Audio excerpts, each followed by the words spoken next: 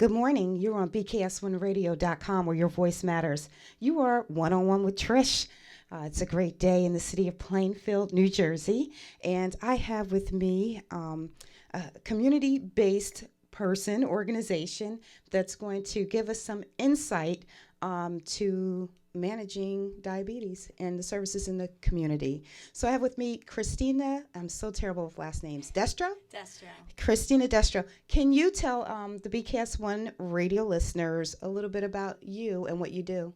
Absolutely.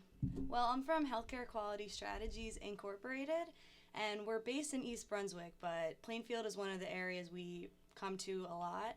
And we offer a free diabetes program for people with Medicare mostly, but no one is turned away. We have caregivers, younger people, like adults, and it's a 6-week workshop series, and it goes over topics of healthy eating, medication management, talking with your healthcare providers.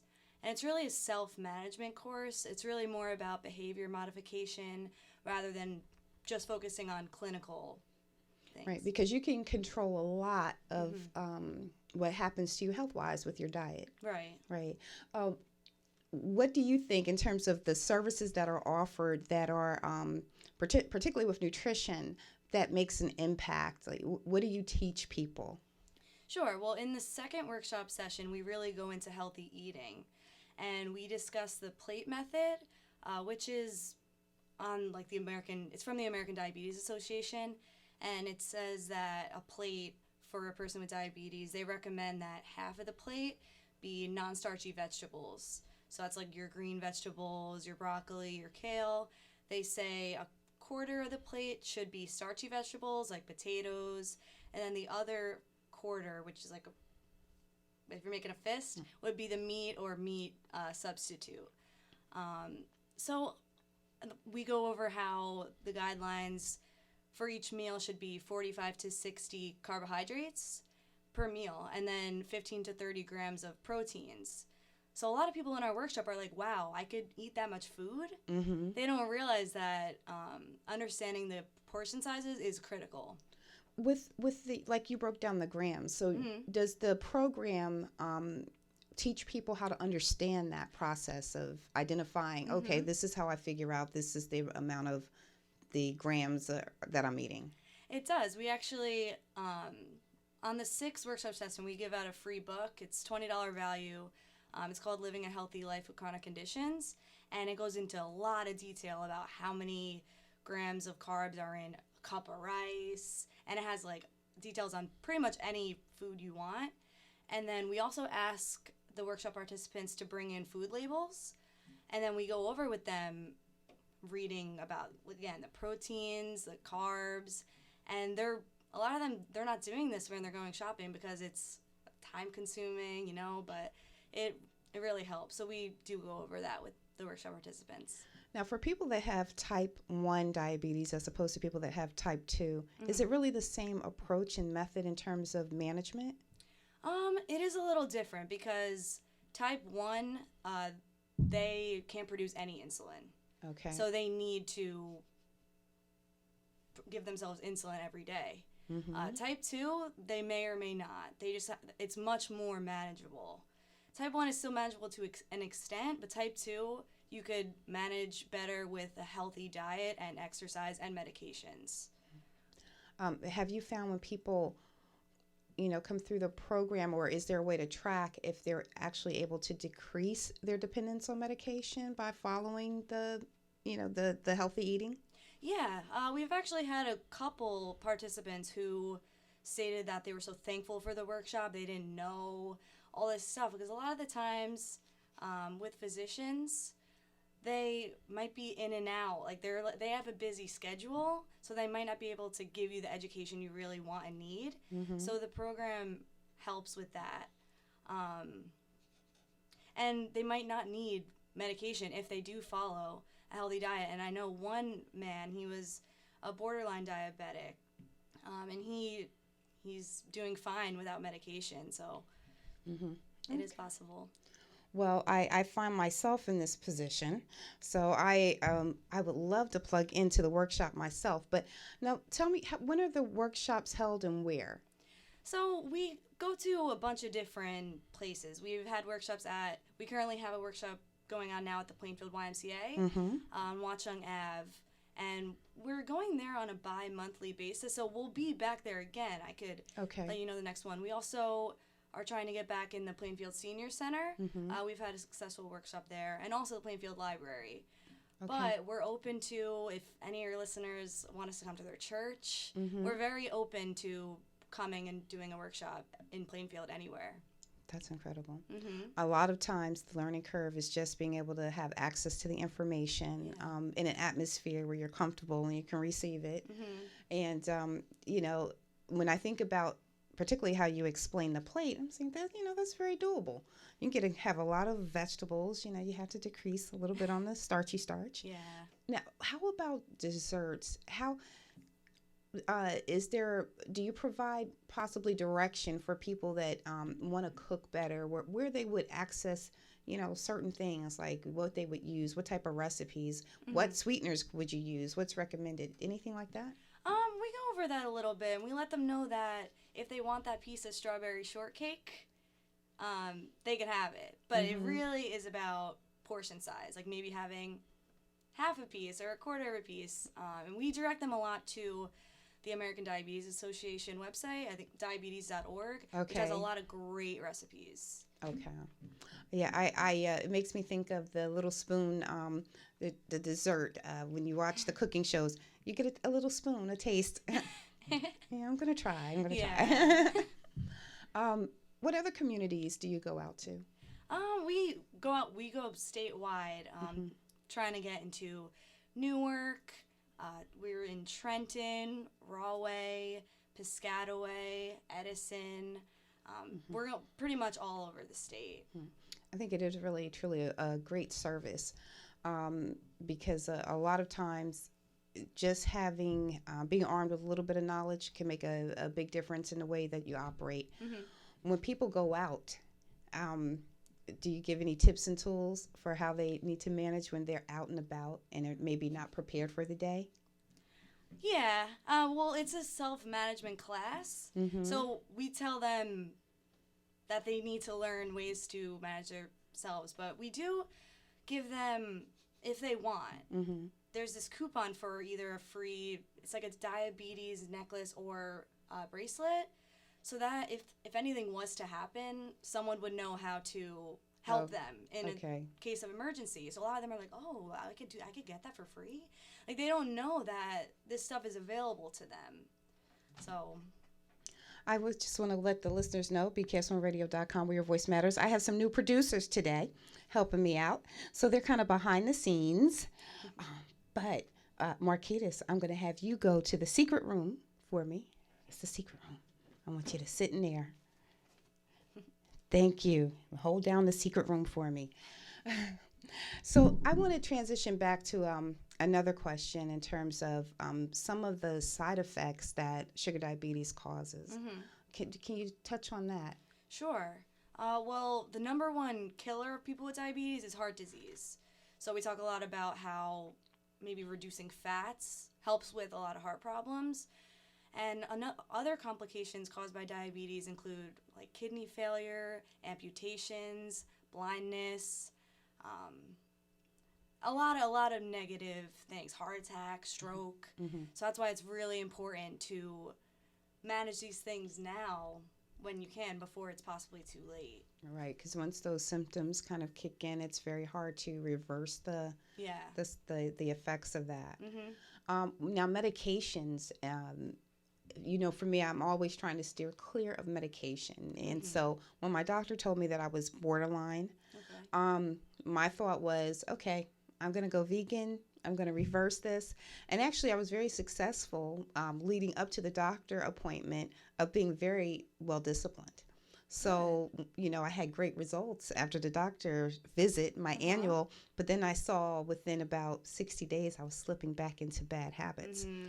So now I'm going to get back out there again and kind of, gain control of it and try to make it a lifestyle change. Exactly. Yeah, Yes. and monitor it better, because I want to stay away from medication. But if someone does have to be on medication, how would you recommend that they research with, maybe in connection with their doctor, but to be more knowledgeable about what types of medicines are out there for it, what might be best, so they can have a conversation with their doctor about it? Yeah, I mean, that also, the internet has such a variety of knowledge. Looking up the medications and the pros and cons, and then having that conversation with your doctor. Also, there's diabetes educators out there too that are a little more knowledgeable about the actual medicines.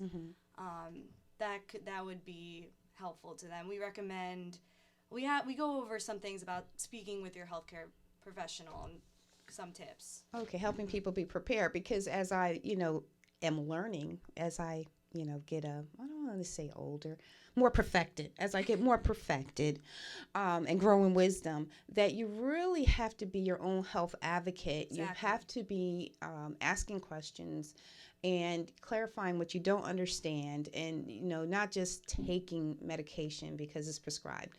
You really have to be involved in the process of knowing what's prescribed to you and why and what's it going to do. Exactly. And but when you listen to some of the commercials, it's like, oh great, come and get this Zolo, whatever it is. Oh, but the side effects are your hand will fall off, or Death, yeah. and you're like, I don't think I want to take that. I know. So I'm learning as I go on. Yeah. That, and even with the kids, I'm asking, okay, well, what is this prescribed for? Why is, even questioning the amount and the time, just so that I know. Yeah. Yeah. The healthcare industry is, it's just also consuming, and you have a lot of specializations now, because, Yeah. when I was coming up, you had you went to the family doctor. Everybody went to him on the corner there. Dr. Bomar, for those who remember. And but now you have all these specializations, and you really have to know, kind of navigate your healthcare path. Right. How did you get into this field? That's a great question, because I didn't know that I was going to get into healthcare, and then I went to Rutgers University. Woohoo! Rutgers! And I got an internship at Healthcare Quality Strategies, and I kind of, I loved it in a way.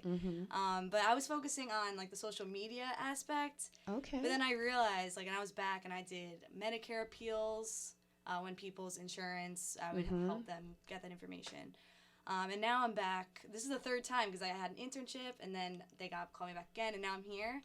And honestly, I love it. It's really rewarding, because actually you see that you're helping people. Right. I've interviewed people after and wrote stories, and they're like, honestly, this program changed my life.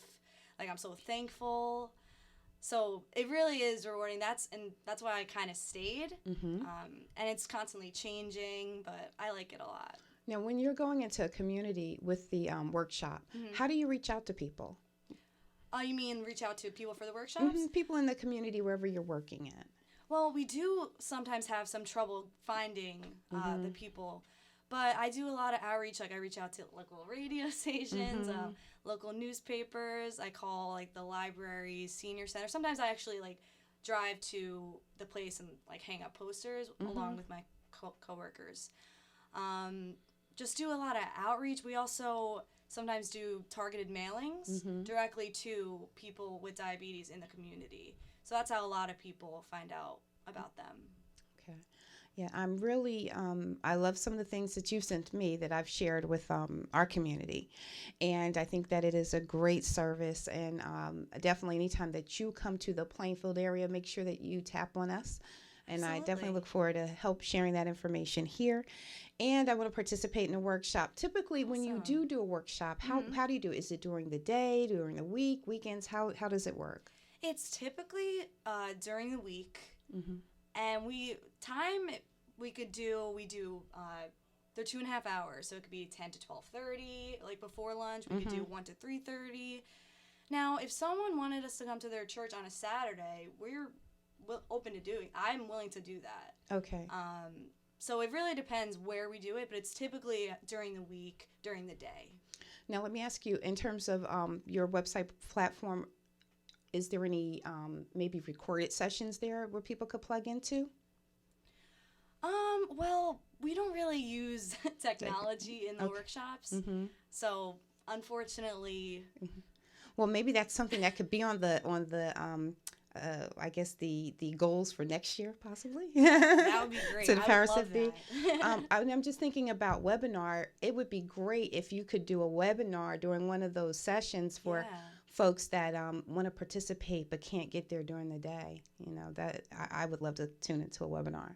And even if it was bite-sized, just, you know, with what you shared about the plate method, Yeah. it's helpful. That's something I can walk out of here today and I can practice at each meal, Yeah. you know, and it's you think it's a small thing, but over the course of time, it's really a big thing. Even down to what people drink. So in this last year, I've stayed away from sodas. Very rarely, like a soda is a treat for me now. Right. It's no longer an everyday thing. And then when I drink one, I'm instantly guilty. If I look at the back, and I know. I'm instantly guilty. Yeah. And so I have shifted over to water and herbal teas, but now I'm back on coffee. I left coffee for a good month and a half, Oh, did you? Wow. but it only took one cup to pull me back. I cannot drink coffee. I want to leave it alone. And, you know, it's what I put in the coffee that is the culprit.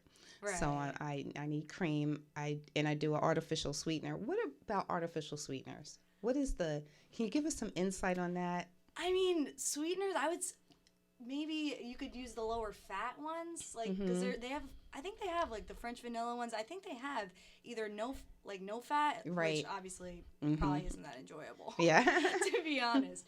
And I think they have the low fat. I personally use, like, normal sugar. Okay. I know my dad uses, like, stevia, I think. Yeah, that's supposed to be Which- healthier. Yeah, I think it's a little healthier because you literally put, like, this much, like, a little spoon this big, and it sweetens it.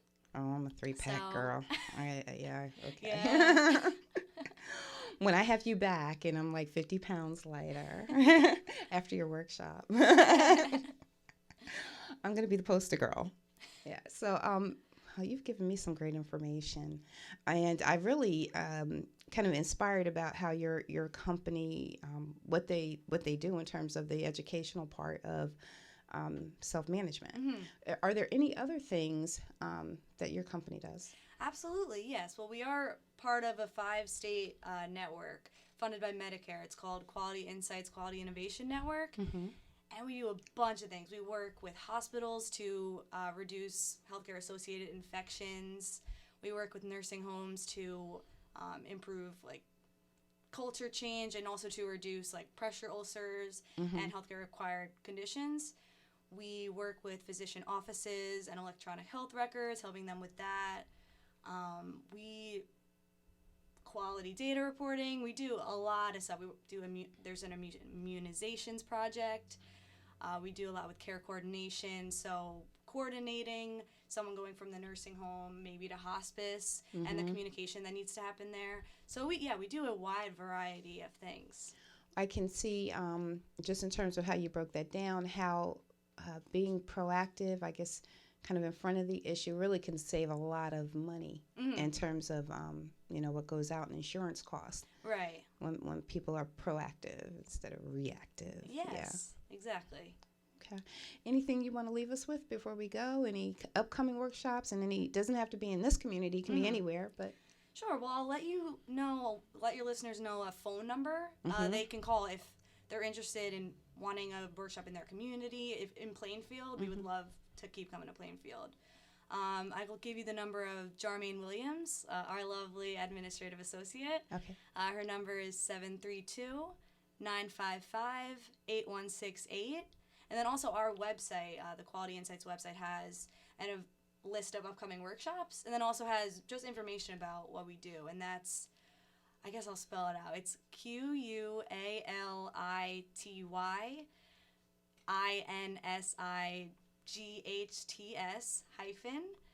QUALITYINSIGHTS-QIN.org. So QualityInsightsQuinn.org. Okay. And that has all the A information. wealth of information. Yep. So go there and plug in. So this is One-on-One with Trish, bks1radio.com.